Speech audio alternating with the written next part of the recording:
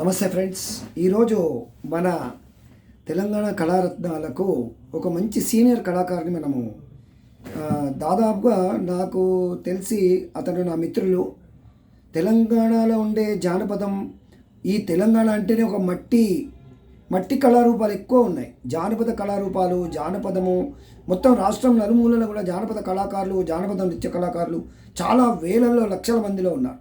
అలాంటి ఒక మట్టిలో మాణిక్యమైనటువంటి ఒక మన సీనియర్ కళాకారులు శ్రీ పత్రి కుమారస్వామి గారు. శ్రీ పత్రి కుమారస్వామి గారు నాకు చాలా సన్నిహితులు, మంచి మిత్రులు. శ్రీ పత్రి కుమారస్వామి వారు ఒక మంచి రికార్డు నెలకొల్పారు. దాదాపుగా ఒక 5,000 చరణాలతోని ఒక జానపద గేయాన్ని సామాజిక స్పృహతో రాశారు వారు. దాదాపుగా దాన్ని రికార్డింగ్ కూడా చేశారు, ఇంకా చేస్తున్నారని నేను వారి ద్వారా విన్నాను. ఇది ఒక Guinness book of world record లాంటిది. అంటే తెలంగాణ జానపద ఈ కళారూపాలలో ఒక హిస్టరీ, ఇది ఒక చరిత్ర. వారి గురించి ఎంత నేను చెప్పడం అంటే వారి ముచ్చట్లు వారే చెప్తే బాగుంటుందని నాకు వారు టైం కేటాయించి వారు ఇంటర్వ్యూ ఇచ్చారు. మనం వారి ముచ్చట్లు విందాం. నమస్కారం కుమారస్వామి గారు. నమస్తే అండి. నేను రఘునందన్ అండి నా పేరు. నమస్తే రఘునందన్ గారు. తెలంగాణ కళారత్నాలని యూట్యూబ్ ఛానల్. చాలా సంతోషం. ఈ కళారూపాలన్నీ కూడా సంగ్రహంగా ఒక దగ్గర ఒక పుష్పగుచ్చంలో పూలలాగా కళాకారులందరినీ ఒక ప్లాట్ఫామ్ ఉండాలని, వారు బీదరికంలో మగ్గుతున్నారు, వారికి కూడు గుడ్డ నీడ లేక చాలా అలమటిస్తున్నారు. ప్రజలు పోషకులు అందరూ కూడా వారికి సహాయంగా ఉండాలని ఏదో ఒక నా ఉడతా భక్తిగా నేనేదో వారి కోసం ఒక ప్లాట్ఫామ్ క్రియేట్ చేసి ప్రజలకు తెలియజేయాలని నా ఉడతా భక్తిగా చేస్తున్నానండి. మీ కళా ప్రయాణం గురించి చెప్పండి గురువుగారు. నమస్తే అండి. నా పేరు పత్రి కుమారస్వామి. నేను జానపద కళాకారుని. మాది వరంగల్ జిల్లా. నేను జానపద గేయాలు పాడబట్టి దాదాపు ఒక 40 సంవత్సరాలు అయిందండి. ముఖ్యంగా మా గురుగారు జానపదంలో నాకు స్ఫూర్తిగా మా గురువారు ఎవరంటే వరంగల్ శంకరన్న. వారికి కూడా నేను శిరస్సు వంచి నా పాదాభివందనాలు మా గురువారికి. వారి యొక్క స్ఫూర్తి, వారి యొక్క గురువేరుల యొక్క శిష్యరికంతో నేను ఇప్పుడు దాదాపుగా 40 సంవత్సరాల జానపద కళాకారునిగా నేను గుర్తింపు పొందుతున్నాను. 1989లో నేను All India Radio B grade ఆర్టిస్ట్గా గుర్తింపు పొందాను. 95లో బి హై గ్రేడ్ ఆర్టిస్ట్గా, మరియు 2003వ సంవత్సరంలో ఏ గ్రేడ్ కళాకారునిగా నేను గుర్తింపు. జానపద కళారూపంలో మీరు ఏ గ్రేడ్ ఆర్టిస్టా? All India Radio A grade artist. My god, మీరు ఒక్కళ్ళే అనుకుంటా? అవును, ఏ గ్రేడ్ ఆర్టిస్ట్. 20 ఏళ్ల క్రితం నేను ఒక్కనే. 20 ఏళ్ల కింద ఇంకెవరు లేరు ఇప్పుడు? అప్పుడు లేరు. ఇప్పుడు ఉన్నారా? ఇప్పుడు ఉన్నారు. ఇప్పుడు ఎవరున్నారు? దాదాపు 3 ఉన్నారు ఇప్పుడు. ఓకే, 20 ఏళ్ల కిందనే మీరు ఏ గ్రేడ్? 22, 23 ఏళ్ల కింద ఏ గ్రేడ్ ఆర్టిస్ట్. అవును. Okay, good luck. చెప్పండి గురుగారు. అప్పటి నుంచి నేను జానపద సంగీతాన్ని నమ్ముకున్నాను. జానపద కళా సామ్రాజ్యంలో జీవిస్తున్నాను. ఇకపోతే అప్పుడు నేను 1985లో జానపద వయ్యారాలు, జానపద స్వరాలు, జానపద వయ్యారాలు వాల్యూమ్ 1, వాల్యూమ్ 2 అనేటువంటి ఆడియో క్యాసెట్లు కూడా నేను పాడడం జరిగింది. ఆ క్యాసెట్లలో బొట్ల సిరగట్టి బొమ్మన్సు రేఖదొడిగి, బొట్ల సిరగట్టి బొమ్మన్సు రేఖదొడిగి, నీకోసం నేనొత్తినిరో నా ముద్దుల మావయ్య, నువ్వు రాకపోతివిరో నా ముద్దుల మావయ్య అనేటువంటి పాట చాలా ప్రాచుర్యంలోకి వచ్చింది. ఈ పాటతోటి నాకు చాలా పేరు వచ్చింది. అప్పుడు ఇప్పుడు కూడా జానపద సంగీతంలో నేను ఒక ప్రక్రియ చేయాలని చెప్పి గత 15 సంవత్సరాల నుంచి ఒక పాటను ఎంచుకొని ఆ బాణిలో దాదాపుగా 5,000 చరణాలు రాయడం జరిగింది. అదేంటంటే సామాజిక గీతం. మన సమాజంలో జరిగినటువంటి ప్రతి ఒక్క విషయాన్ని క్రోడీకరించి కళ్ళతో చూసినట్టుగా అన్నీ చూసుకుంటూ 15 సంవత్సరాలు ఆ పాట రాశాను. కిందటి సంవత్సరం మన ముఖ్యమంత్రి గారు రేవంత్ రెడ్డి గారితో ఆ పాటను కూడా రిలీజ్ చేశాను. వారికి కూడా నా కృతజ్ఞతలు. రేవంత్ రెడ్డి గారు, అవునండి. My salute to you. క్యా బాత్. ఇది దాదాపు ప్రపంచంలోనే అతిపెద్ద పాట, 5,000 చరణాలు అది. అవును. ఈ పాటను పాటలాగానే ఉంచుకోకుండా దాన్ని కూడా ఆడియో కూడా రికార్డింగ్ చేశాను. దాదాపుగా 85 రోజులు ఏకదాటిగా ఈ పాట పాడడం జరిగింది.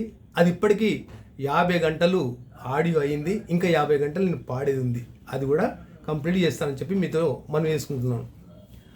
ఈ పాట ఏంటంటే, నేను పాడింది ఈ ప్రపంచంలో జరిగేటువంటి అన్ని విషయాలు చూసి ఒక భక్తుడు, అయ్యా శివయ్య, ఈ ప్రపంచం ఎడిపోతున్నది, అసలు ఈ ప్రపంచంలో ఏం జరుగుతున్నది అనేటువంటి ఆలోచనలు పడి ఆ శివుని ముందు కూర్చొని పాడుతున్నాడు ఆ పాట. అదే పాట నేను రాసిన 5,000 చరణాలు. అయ్యో శివుడైగ ఏ మాయే, ఇంతటితోనే సరిపోలే, అయ్యో శివుడైక ఏ మాయే, ఇంతటితోనే సరిపోలే,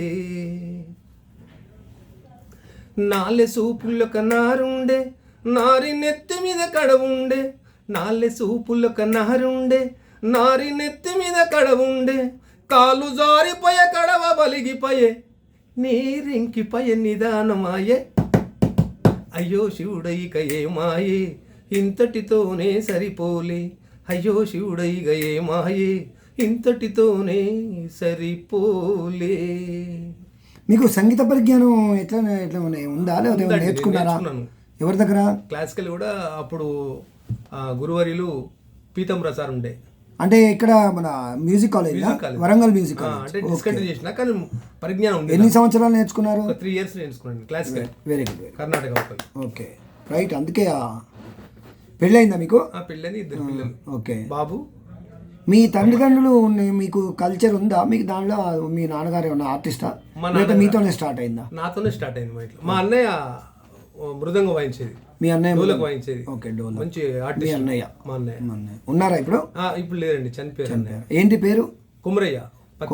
పత్రి కుమరయ్య. ఆయన బాగా వాయించేది. అవునా? భజనాసు అవి క్లాసికల్ టైప్ లా. ఓకే. అటువంటి. అంటే మీరే జాబ్ చేస్తారా? నేను ఆర్టిస్ట్ ఉండిపోయినా, కళాకారుని. మరి జీవనోపాధి ఎట్లా మీకు? ఇప్పుడు నేను టిఎస్ఎస్ తెలంగాణ సంస్కృత సారిలో జాబ్ చేసి రిటైర్డ్ అయినా నేను. ఓకే. ఒక 10 years చేసిన అందులో. ఇప్పుడు రీసెంట్లీ నేను రిటైర్డ్ అయినా లాస్ట్ ఇయర్. విఆర్ఏ తీసుకురా లేదా మీ? రిటైర్డ్ అయినా నేను తెలంగాణ సంస్కృతి సారి నుంచి. ఓకే. ఇప్పుడైతే ప్రస్తుతం మాత్రం నేను ప్రొఫెషనల్గా ఆర్టిస్ట్నే ఉన్నా. గత 40 ఏళ్ళ బట్టి ఇదే కళారంగంలోనే నమ్ముకొని ఉంటున్నాను. అంతే. కళాంతంలో ఎప్పుడు మనకు అన్యాయం జరిగిన ధైర్యంతో ఉంటుంది. పిల్లలు ఏం చేస్తారు? ఆ అమ్మాయి మ్యారేజ్ అయింది. ఆ అమ్మాయి జాబ్ చేస్తుంది, గవర్నమెంట్ జాబ్. ఓకే. మా అబ్బాయి బీటెక్ చేస్తున్నాడు ఇప్పుడు. ఓకే. చెప్పండి గురుగారు, ఇంకా విషయం ముచ్చట్లు ఏమన్నా ఉంటే. జానపదం గురించి చెప్పాలంటే మనం ఇంత చెప్పినా తక్కువే. కాకపోతే ఏంటంటే, జానపద కళాకారులు ఎవరైతే ఉన్నారో, ఎప్పుడైనా కళారంగంలో మనం ఉన్నప్పుడు నిష్ఠ అనేది చాలా ముఖ్యంగా ఉండాలి కళాకారులకు. నా వైపు నుంచి నేను చెప్పడం, ఎప్పుడైనా కళారంగాన్ని నమ్ముకున్నప్పుడు దాన్ని మనస్ఫూర్తిగా నమ్ముకోవాలి. అంతే. నిష్ఠ ఉండాలి, సాధన ఉండాలి కళారంగంలో. ఇవి కనుక కరెక్ట్ కనుక పాటిస్తే ఎటువంటి కళాకారుడైనా కూడా సాధనతోటి పైకి రాగలుగుతాడు, పైకి వస్తారు. అది నా యొక్క కళాకారులకు నా విన్నపం. మీరు ఎక్కడెక్కడ ప్రోగ్రామ్స్ ఇచ్చారు గురుగారు? నేను దాదాపుగా మన రాష్ట్రం కాకుండా బయట రాష్ట్రంలో ప్రోగ్రామ్ చేశాను.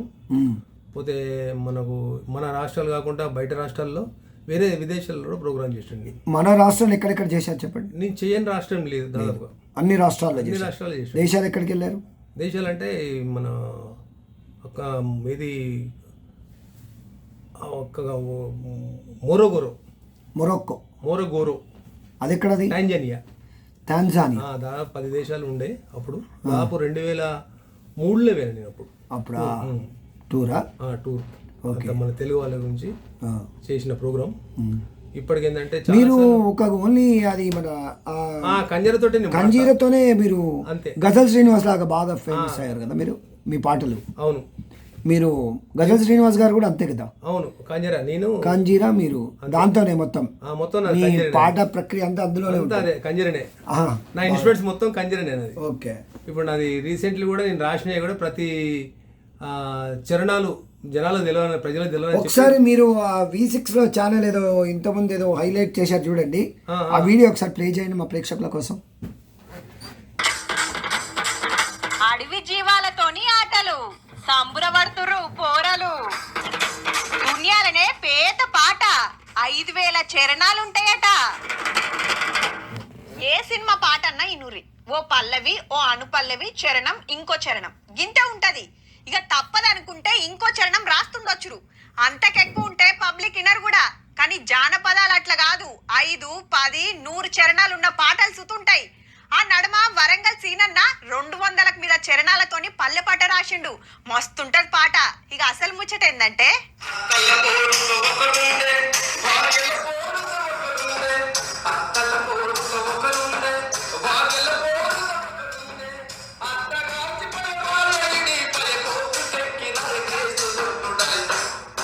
ఇదేదో పాటల పుస్తకం అనుకున్నారు, ఒకటే పాట పుస్తకం అంటున్నది. 5 కాదు 10 కాదు 100 కాదు 1000 కాదు 5,000 చరణాలతోని దునియాలనే పెద్ద పాట రాసి ఇట్లా పుస్తకం అచ్చుపోయించిండు వరంగల్ నుండే ఈ కళాకారుడు. పేరు కుమారస్వామి.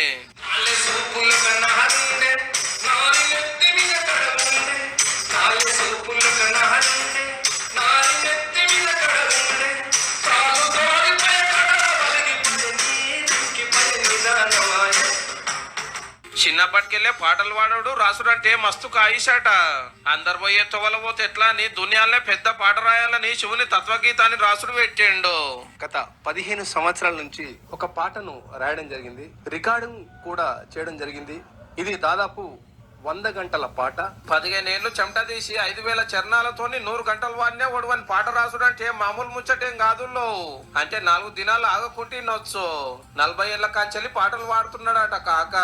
ఇక ఈ నడమనే సీఎం రేవంత్ రెడ్డి సార్ చేతుల మీదకి వెళ్ళి పుస్తకాన్ని పబ్లిక్ లకు ఇడ్చేయండు.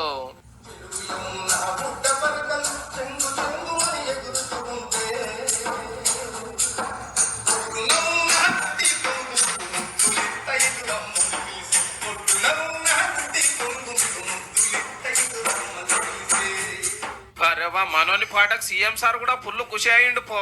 ముచ్చట తెలిసి హీరో మోహన్ బాబు సార్ కూడా సన్మానం చేసిండు. ఇప్పటికే 50 గంటల పాట రికార్డ్ అయిందంట, ఆయన తొడిపిస్తా అంటున్నాడు. కాక పేరు చెప్పున్నే గిన్నీస్ పోయి వచ్చి రాసుకపోవాలని కోరుకుంటా. ఆల్ ది బెస్ట్ కాక. ఆకలరా మనోళ్ళ కోసం ఇంకో చరణం అందుకో.